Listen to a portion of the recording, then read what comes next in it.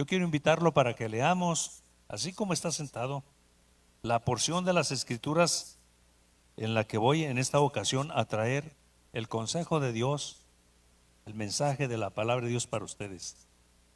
Lucas capítulo 4, versos 14 y 15.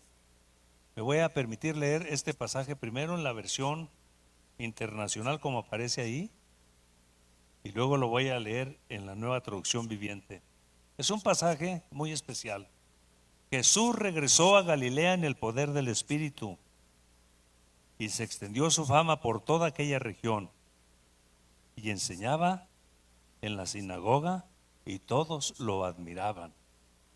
Los mismos dos versículos en la Nueva Traducción Viviente. Entonces Jesús regresó a Galilea lleno del poder del Espíritu Santo. Las noticias acerca de él corrieron rápidamente por toda la región y enseñaba con frecuencia en la sinagoga y todos lo elogiaban. Me acerco a tu presencia para pedirte que me ayudes.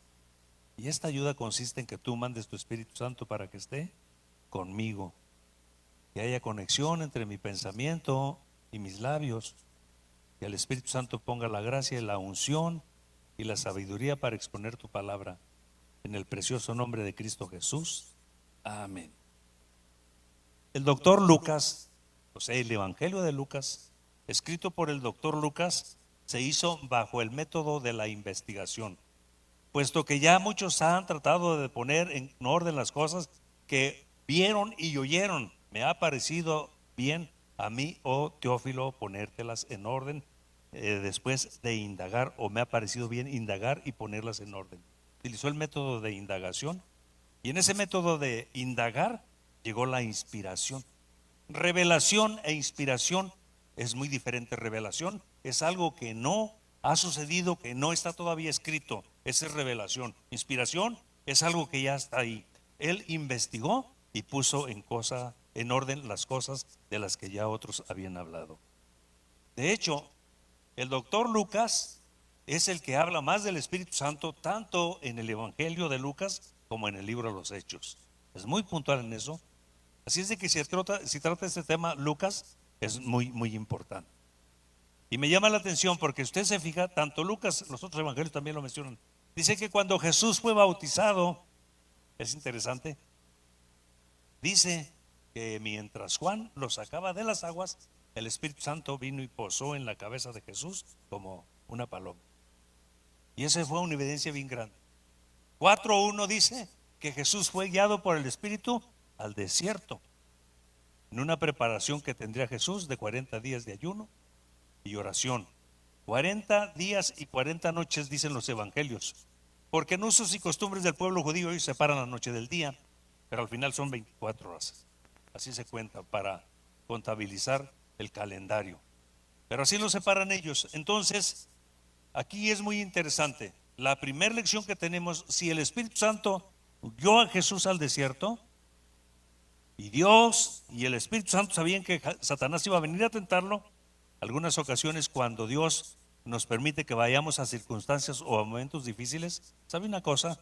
Él tiene confianza que nos vamos a guardar. Él tiene confianza que nuestra convicción nos va a sacar adelante de ese problema y que vamos a salir a la orilla. No a todos los mete Dios y el Espíritu Santo en esa clase de conflictos o de problemas. Pero la otra lección que tenemos aquí: Jesús es el Hijo de Dios, es nada más y nada menos que la segunda persona de la Santísima Trinidad, y en ese ámbito Él no necesitaba ayunar. No obstante, ayunó 40 días y 40 noches, lo que significa que si usted y yo seguimos a Jesús, debemos ayunar de tiempo en tiempo. El ayuno es negarle al alimento, al cuerpo el alimento y el agua, y apartarse para Dios y estar leyendo la palabra de Dios y orando. Y esto siempre le hace bien al creyente y trae bendición a su vida, a los que están en su entorno y a la congregación donde asiste. Es interesante lo que sucede aquí en esta ocasión. El pasaje es muy puntual. Lucas es el único que lo aborda, que Jesús regresó en el poder del Espíritu a Galilea. La pregunta me surge enseguida: ¿por qué no fue a Jerusalén? Si era una ciudad más grande y más estratégica. ¿O por qué no fue a Nazaret, donde él creció con lo suyo? Lo hace más adelante, pero inmediatamente después de que termina el ayuno de 40 días y 40 noches y que vinieron los ángeles y le servían, entonces dice la Biblia que Jesús descendió en el poder del Espíritu a Galilea. Mire, geográficamente me veo en la necesidad de abordar esto para que entendamos un poquito lo que sucedía en Galilea en los tiempos de Jesús, porque estamos en una distancia de más de 2000 años. Pero esto es muy interesante y voy a tocar el aspecto que aborda Josefo Flavio o Flavio Josefo, historiador judío. En el primer siglo, Josefo habla de Galilea y dice que Galilea en ese tiempo, en el primer siglo, estamos hablando en los años de Jesús. Jesús empezó su ministerio en los años 30, tenía 30 años de edad. Entonces en el primer siglo dice que Galilea tenía 3 millones de habitantes. Y a mí esto me impresionó. Yo digo, ¿y dónde estaban todos ellos? Bueno, pues es que Galilea estaba alrededor mismo del mar de Galilea y era un círculo. Y había ciudades, había pueblos por todos lados. De hecho, se dice que había 204 ciudades. Así le nombraban a las aldeas o a los pueblos, 204. Pero de esas 204, 9 tenían más de 15,000 habitantes. Así es de que esto nos ayuda. Había entonces una infinidad de huertos, de jardines, de viñas, de sembradíos, había ganado, había mucha pesca. Y dice Flavio que en el primer siglo, en el tiempo de Jesús, cuando llamó a Pedro, a Juan, a Jacobo y a Andrés, que eran pescadores, dice que había por lo menos 4,000 barcas que vivían de la pesca del mar de Galilea. Entonces este entorno ya nos dice por qué Jesús no fue a Jerusalén, por qué fue a Galilea. Y me llama la atención esto que es muy interesante. Si usted se recuerda, en la palabra del Señor se nos enseña que en Galilea había judíos y había gentiles. Y la palabra del Señor es muy fuerte, es muy interesante. Cuando usted y yo vamos al Evangelio de Mateo, hay una cita que a mí siempre me impresionó y me llamó mucho la atención. Esta cita es importantísima. Mateo capítulo 4, el verso 15.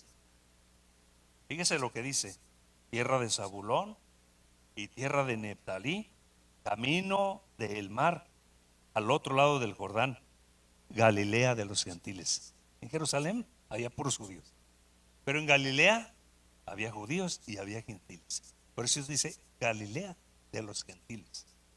Y esto es muy interesante. Entonces ya ahí marcaba una pauta, una diferencia entre los habitantes de Jerusalén y de Galilea.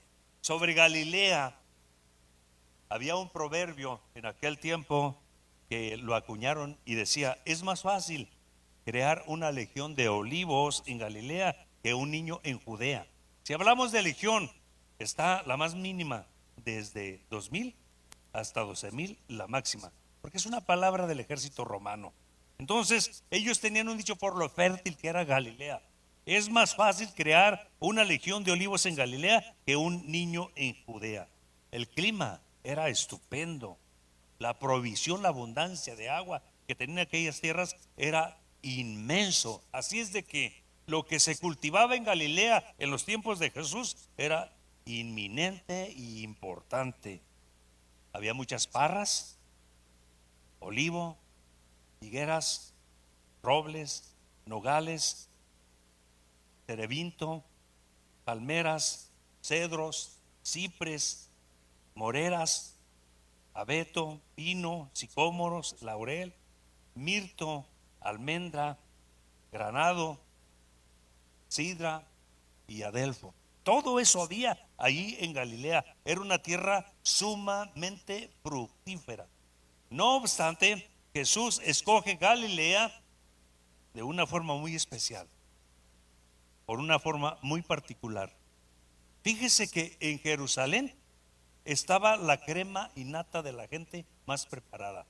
Están los doctores, están los escribas, están los sacerdotes, están los fariseos, están los saduceos, están los herodianos.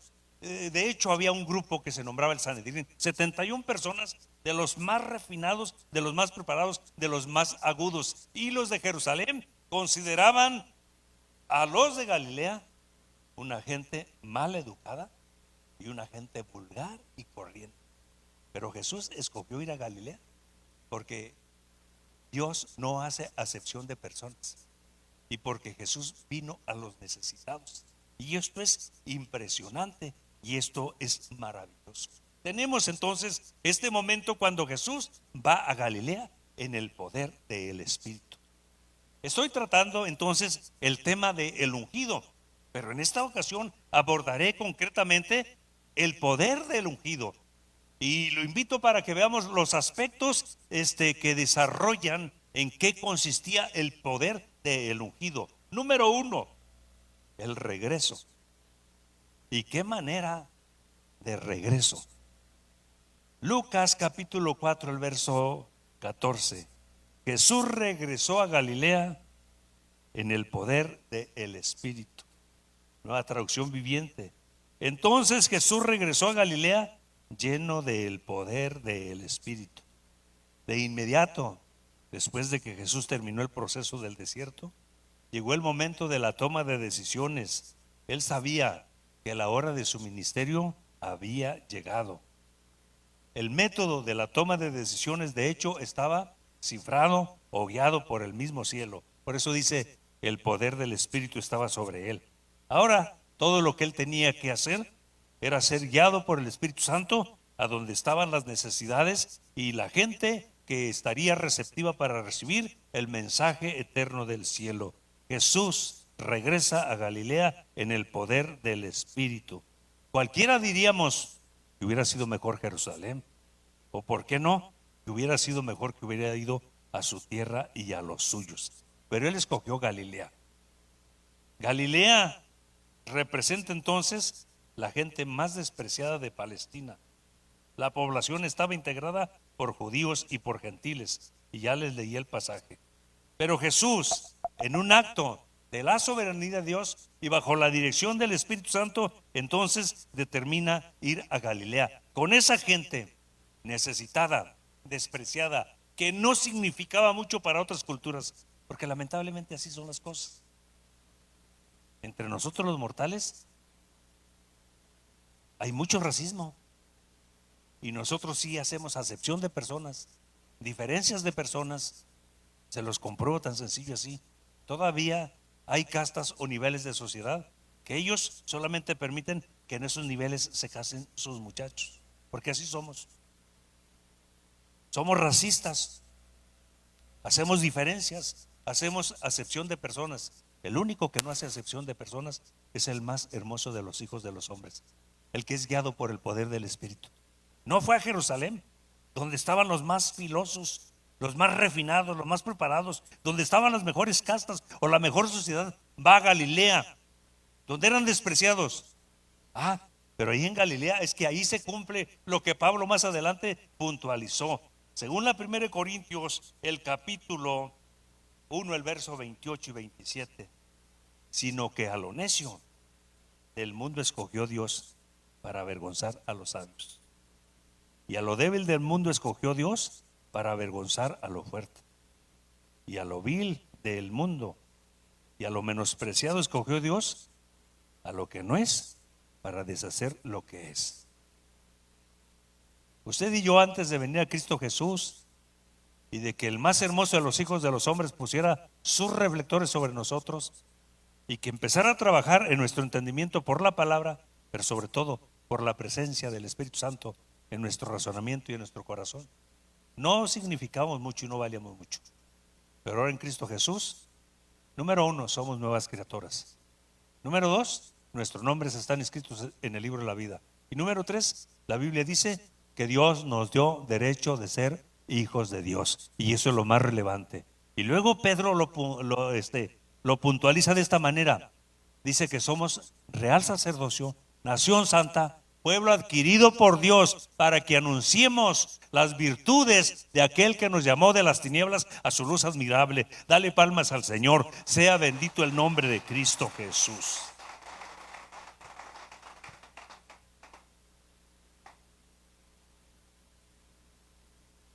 Así es de que es importante saber que fue a Galilea a buscar los perdidos, a buscar los necesitados, así como vino con nosotros. Entonces en la sinagoga pronto reconocieron que era un profeta, que tenía unción en las palabras que él decía, que algo precioso pasaba en sus corazones cuando él hablaba. Alguna ocasión yo he estado con la curiosidad, más ahora que se habla tanto del lenguaje corporal, sobre todo con los políticos. Cuando les pasa algo positivo, su cuerpo lo expresa de alguna manera. Cuando les pasa algo fuerte y negativo, hablan de su lenguaje corporal. Se frunce el ceño, se cuelga el mentón, la cara cambia su aspecto, la face se pone de otra manera. Y siempre me ha llamado la atención. A mí me hubiera gustado estar cerca de Jesús cuando hacía declaraciones bajo el poder de Dios y con la unción de Dios, y que las cosas sucedían inmediatamente.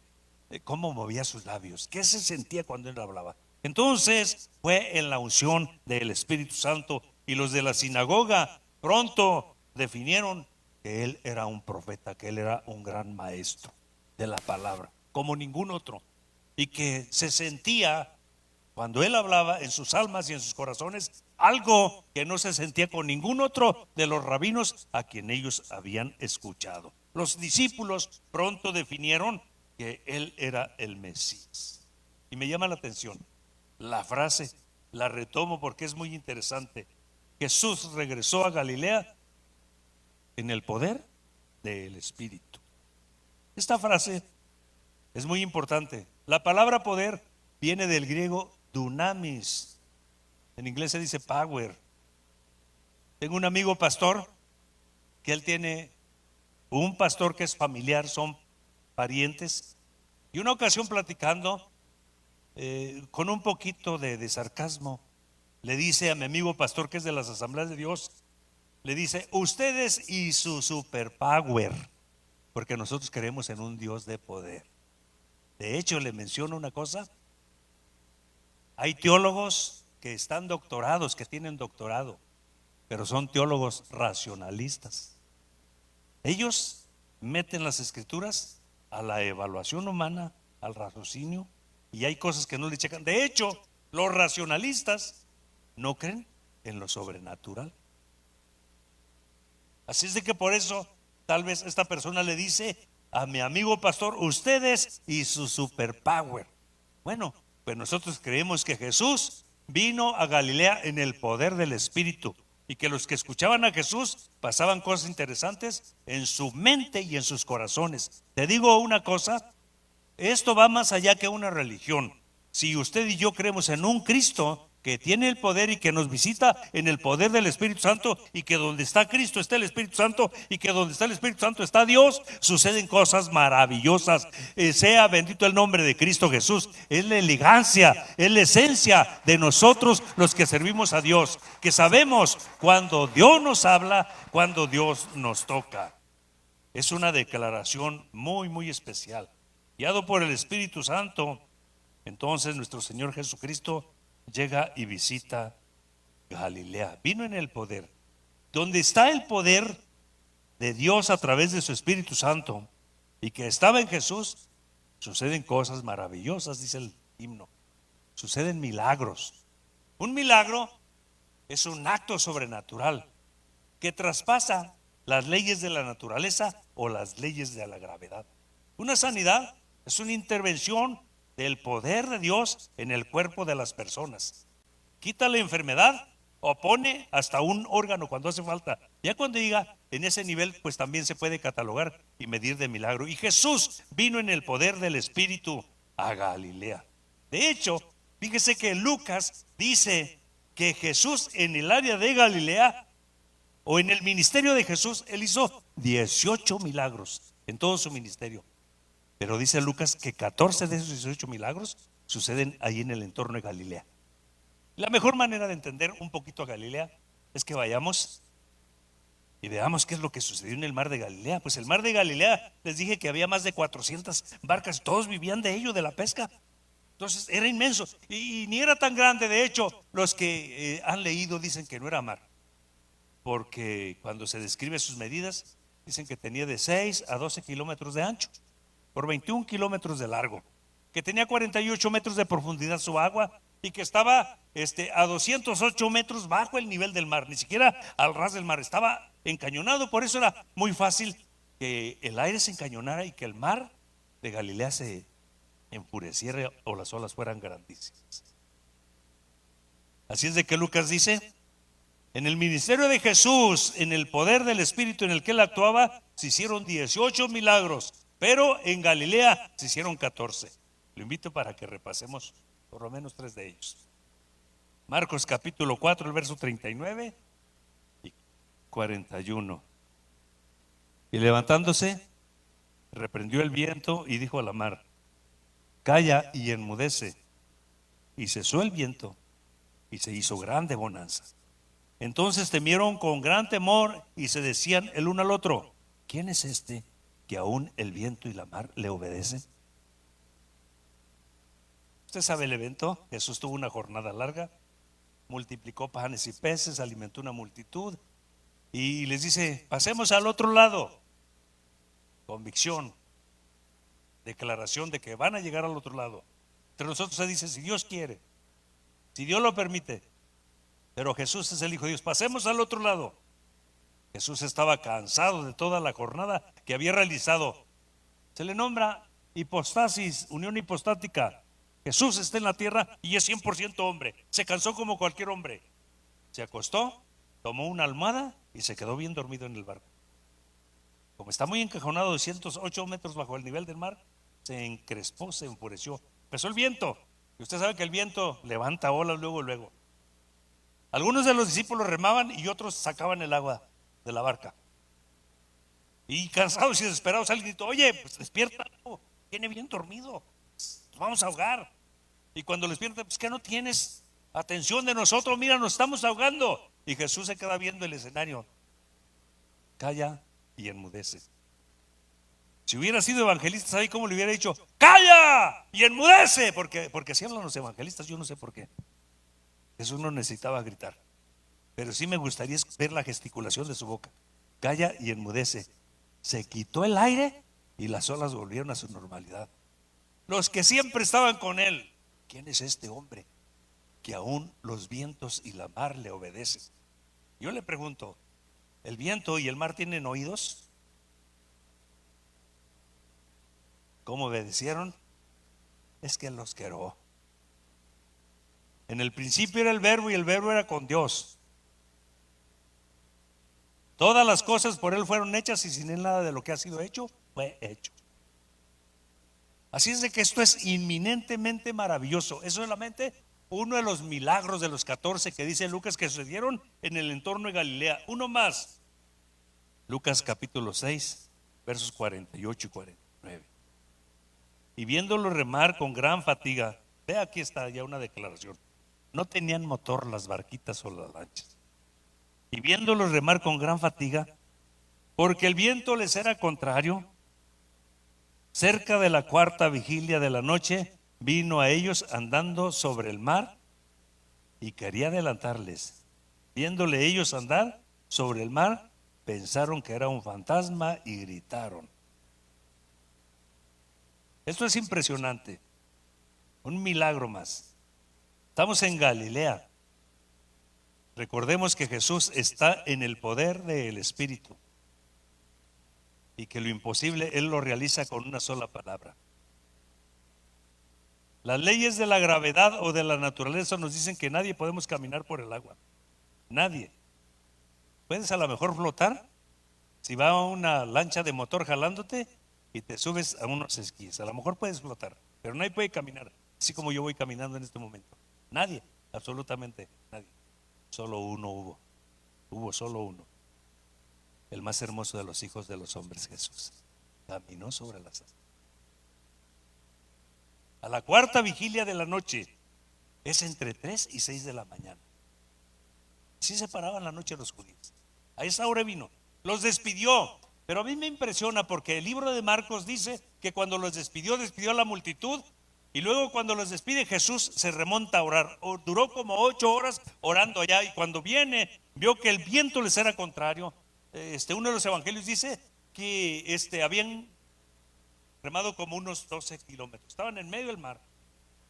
En medio del mar. Entonces Jesús los ve, que el viento es contrario y que están batallando y vienen caminando hacia ellos. Lo que ellos habían avanzado en gran parte de la noche, Jesús en un momento llega hacia donde estaban. Pero a mí me impresiona esto, la expresión un fantasma. ¿Qué nos enseña esto? Que cuando el hombre está en crisis y en problemas, en lugar de ver a Dios, puede ver fantasmas. En lugar de ver a Cristo, puede ver fantasmas. En lugar de ver al más ungido, puede ver fantasmas. En lugar de ver al más hermoso de los hijos de los hombres, puede ver fantasmas. Pero aparte, hay un comentarista que dice que los judíos tenían una superstición, que cuando iba a pasar una tragedia o alguien se iba a morir, veían fantasmas. Era la superstición, por eso dijeron un fantasma. No lo conocieron, se acababan de separar de ello. Solamente te digo una cosa, en los momentos más críticos de tu vida, no es un fantasma, es el más ungido, es el más hermoso de los hijos de los hombres que está cerca de ti para bendecirte y ayudarte y decirte: no estás solo, vas a salir de esta. Sea bendito el nombre de Cristo Jesús. Dale palmas al Señor. Esto es hermoso. Camina por las aguas, nadie puede hacerlo. No tengan miedo, les dijo: yo soy. Entonces dice Pedro. Yo no sé si Pedro era intrépido, si era trabancado, si era imprudente, no sé qué era Pedro, pero algo tenía. Pero al final, pues después de todo, es mejor que nosotros, porque él cuando menos decidió mojarse los pies. O sea, que hay retos en la vida en los que uno mejor prefiere retroceder y no actuar. Él estuvo decidido a bajar de la barca y mojarse los pies. Los otros no se quisieron mojar los pies. Aunque dio 2 o 3 pasos y se empezó a hundir. Señor, sálvame que perezco. Y lo más sorprendente es que estando Jesús parado en las aguas, lo toma y lo sube a su nivel. Ese es el más hermoso de los hijos de los hombres, es el Cristo que tú y yo servimos. Y para Él no hay nada imposible. Y Él nos visita en sus templos con el poder del Espíritu. Y cuando Él nos visita en el templo con el poder del Espíritu, suceden cosas maravillosas, cosas preciosas. Sea bendito el nombre de Cristo Jesús. Eso es especial. Entre los muchos, solamente les mencioné 2. 14 suceden en Galilea. De los milagros más importantes que Jesús hizo, o de los 18 milagros más importantes que Jesús hizo en el entorno de Galilea, suceden 14 milagros ahí. Ahora entendemos que Jesús sí fue en el poder del Espíritu a Galilea. Esto es impresionante. Estoy tratando el tema, el ungido, el poder del ungido. Así es de que estamos viendo algunos aspectos que nos definen el poder del ungido. Número 2, la fama. Traía las credenciales del cielo. Aquí en México, cuando alguien quiere hacer y deshacer, pide una charola de gobierno. Ustedes saben de lo que estamos hablando. Ya cuando hay algún problema, alguien quiere entrar, saca su charola y entra donde sea. Él traía las credenciales. Y si usted quiere las charolas del cielo, eso traía. Dice el segundo enunciado del verso 14 del capítulo 4 de Lucas: y se extendió su fama por toda aquella región. Nueva traducción viviente: las noticias acerca de él corrieron rápidamente en toda la región. Les defino el concepto fama. Fama, persona reconocida por sus hechos y actos con sus contemporáneos y para las próximas generaciones. O sea que tomó fama, ahí está diciendo, y se extendió su fama por toda aquella región, por toda Galilea. Se hizo famoso por los hechos, por los milagros. Esa es la realidad. Con su generación, con sus contemporáneos y con nosotros, porque hoy, 2000 años después, estamos hablando de la fama de Jesús, del poder de Jesús. Y le digo, Jesús todavía sana a los enfermos. Alguna ocasión, los médicos dicen la verdad, los hospitales dicen la verdad, los análisis, los estudios que te hacen dicen la verdad. ¿Qué enfermedad tienes? Si es curable, si es incurable. Eso dicen los médicos, están capacitados para ello. Pero en cuanto a tu enfermedad y en cuanto al tiempo de vida y en cuanto a tu salud, el que tiene la última palabra está sentado en las alturas, está en el trono. Y el Hijo de Dios, el que fue en el poder del Espíritu, está a su diestra. El Paracletos, listo para interceder. Y él dijo cuando estaba en la tierra: todo lo que le pidas al Padre en mi nombre, yo te lo puedo dar. Dale palmas al Señor. Sea bendito el nombre de Cristo Jesús.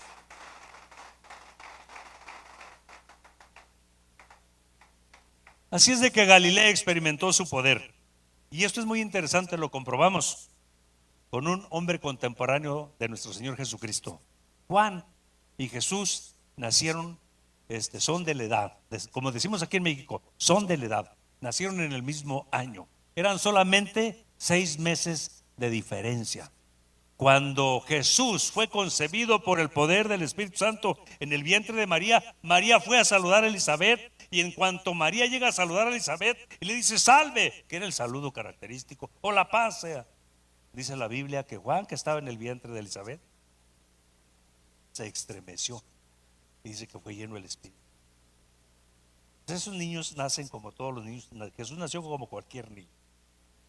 Y no es cierto lo que dice la teología de algunas denominaciones, que cuando jugaba con los pajaritos o con los caballitos, con los demás niños, le soplaba y tomaban vida y se iban volando los pajaritos. No es cierto. Creció como todos los demás. Jesús entró en el poder del Espíritu y empezó a hacer milagros después de que desciende de Jerusalén, del desierto, y desciende en la unción del Espíritu. Ellos crecieron, pero a Juan en la recta final de su ministerio, por su mensaje, porque a la sal le llamaba sal, al vino le llamaba vino. Su mensaje era confrontativo, pero tenía tanto poder también Juan, que venía todo Jerusalén, todo Judea, Samaria, y venía todos los alrededores del Jordán a ser bautizados por Juan. Venían, pero Juan, por su mensaje y por su estilo de mensaje, lo meten en la prisión, la Torre Antonia. La cárcel se llamaba Macheurus. Ahí lo ponen, lo encierran en la cárcel. Y cuando Juan está en la cárcel, bueno, pues las cosas desde fuera de la calle se miran desde una óptica, desde la prisión se ven desde otra óptica. ¿Sabe qué le pasó a Juan? Empezó a preguntarse, ¿y si dije yo cosas correctas cuando dije este es el Cordero de Dios que quita el pecado del mundo? Y lo que me dijo, que sobre quien viera que descendía el Espíritu Santo en forma de paloma, ese es el Hijo de Dios. Pues yo dije que es el Cordero y vi que el Espíritu Santo descendió, pero en la cárcel está viendo las cosas de otra forma. Entonces toma 2 de sus discípulos y dice, no, pues mejor que vayan y pregunten. ¿Quieren leer ese pasaje conmigo para que vea lo que sucede? Su fama, ¿por qué se extendió su fama? Libro de Marcos capítulo 11, versos 2 al 5. Y al oír Juan en la cárcel los hechos de Cristo. Estamos leyendo Mateo 11, versos 2 al 5. Y al oír Juan en la cárcel los hechos de Cristo, le envió 2 de sus discípulos para preguntarle, ¿eres tú el que había de venir o esperamos a otro? Respondiendo Jesús le dijo, id y hacer saber a Juan las cosas que oís y veis. ¿No era lo más lógico que le mandara un retazo de teología o una serie de citas del Antiguo Testamento, de los Salmos y de los profetas? Mira, comprueba que sí soy yo. ¿No era lo más justo? No, pues, o no era lo más correcto. Mira, convéncete por ti mismo. Te mando todas las citas del Antiguo Testamento de lo que dijeron los profetas y todas las citas de los Salmos de lo que dijeron los salmistas acerca de mi vida. Yo soy, pero no. A los discípulos les dice, vayan, díganle a Juan las cosas que ustedes mismos han visto y otras que no han visto pero las han oído. Y luego fíjese cómo empieza. Los ciegos ven, los cojos andan, los leprosos son limpiados, los sordos oyen y los muertos son resucitados, y a los pobres es anunciado el Evangelio. No es un retazo teológico, no es un argumento doctrinal, es una evidencia de milagros, es una evidencia del poder del Espíritu Santo que estaba en Jesús, de todo lo que hacía Jesús. Impresionante. Señor, si quieres puedes limpiarme. Y la gente le gritaba que se callara.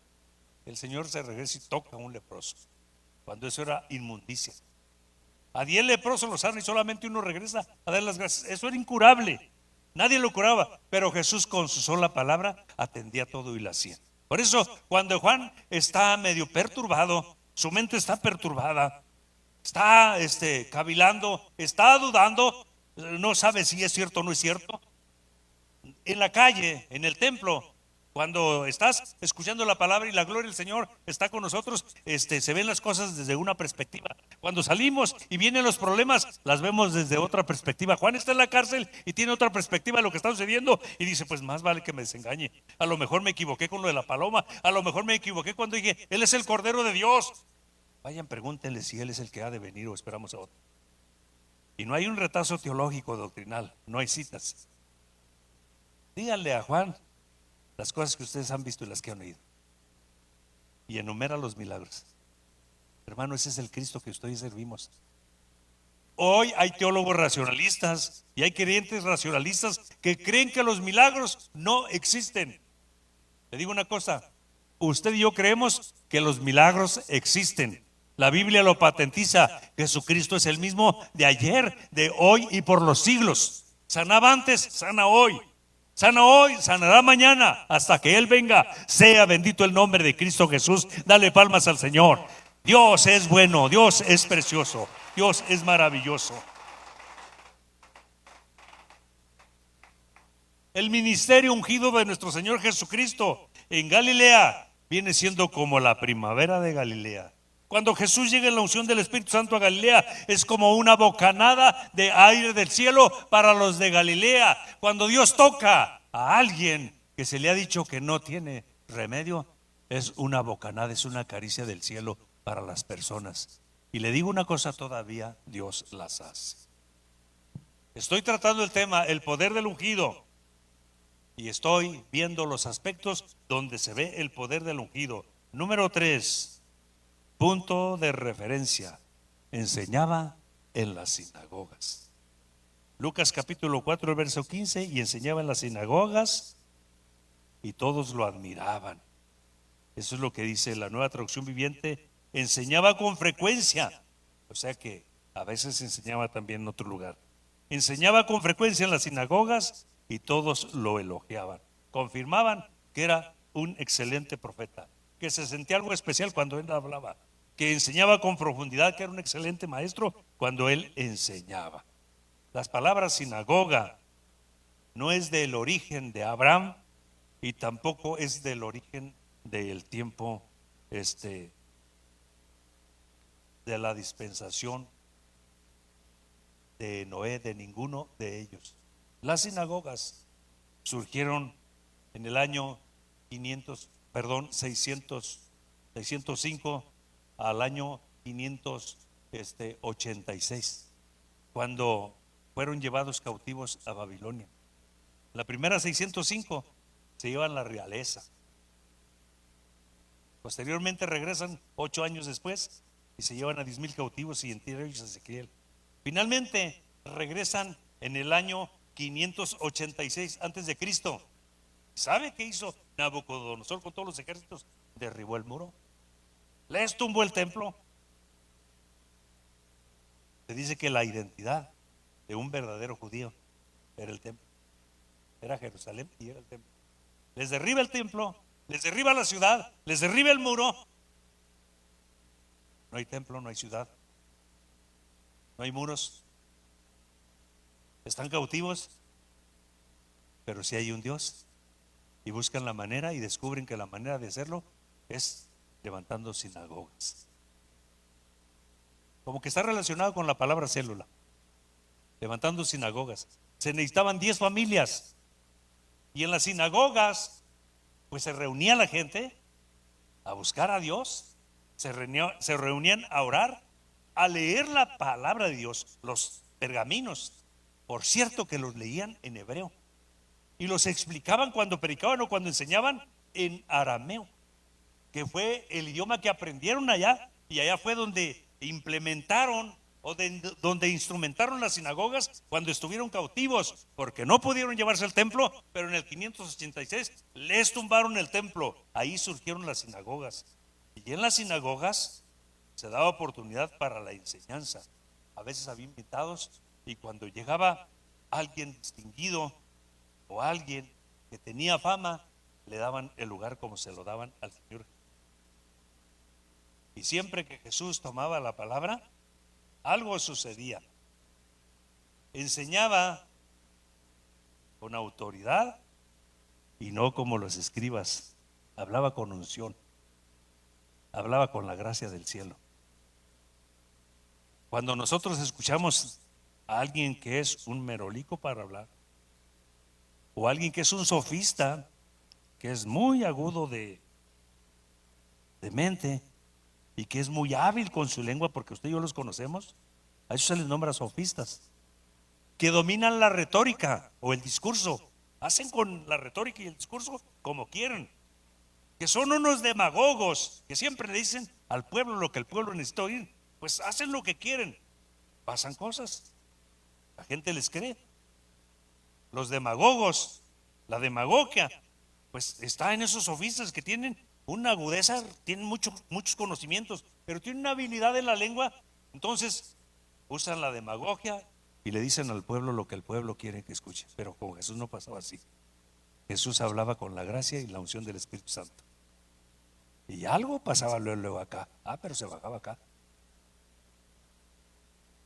Está comprobado por estudios psiquiátricos y psicológicos que cuando la persona le toca la parte espiritual, o la persona tiene esa parte espiritual y esa esencia de la fe de creer en Dios, hay una serie de neuronas o de conexiones acá que se empiezan a ver y suceden cosas especiales. Porque dicen los bautistas, lo dice Rick Warren, que Dios no es una emoción. Pero cuando se mueve todo esto acá, por la presencia y por el poder del Espíritu Santo, y llega acá al alma y al corazón, empiezan a salir las lágrimas. Y no estás llorando de coraje, ni de dolor, ni de tristeza. Hay algo espiritual. Es una caricia del cielo que está pasando en tu vida. Es una caricia del poder del Espíritu Santo. ¿Y cómo cambian todas las cosas? Descansas. No es una terapia, es un toque, es una caricia del más hermoso de los hijos de los hombres. Sea maravilloso el nombre de Cristo Jesús. Iban a la sinagoga. 10 familias podían hacer una sinagoga, reunirse en un lugar, y Jesús iba ahí con frecuencia, no siempre, a hablar la palabra, y le daban el lugar. Y dice la Biblia, corrió la fama. Bueno, pues a partir de ahí todas las sinagogas lo querían tener. Así como todos los templos quisiéramos tener un concierto con Marcos Witt.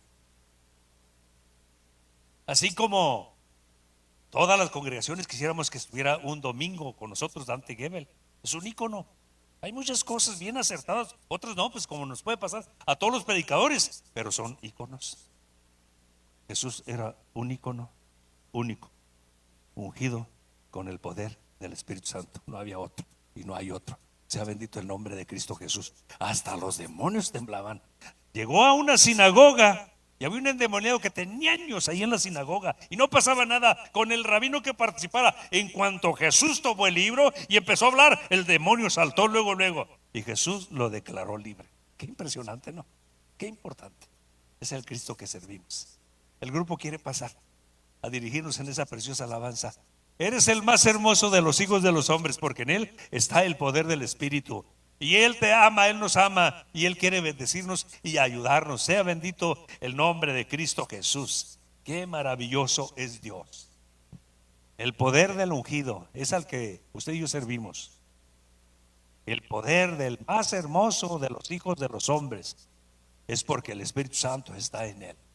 El Espíritu Santo está en nuestras congregaciones, está en su vida y está en mi vida. Y eso es lo más maravilloso. Sea bendecido el nombre de Cristo Jesús. Escuche esta preciosa alabanza.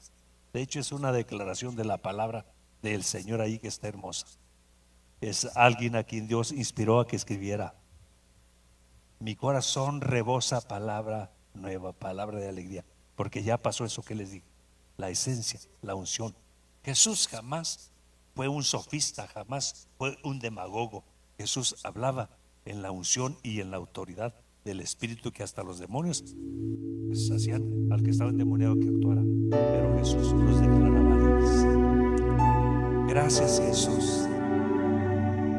No temas, el más hermoso de los hijos de los hombres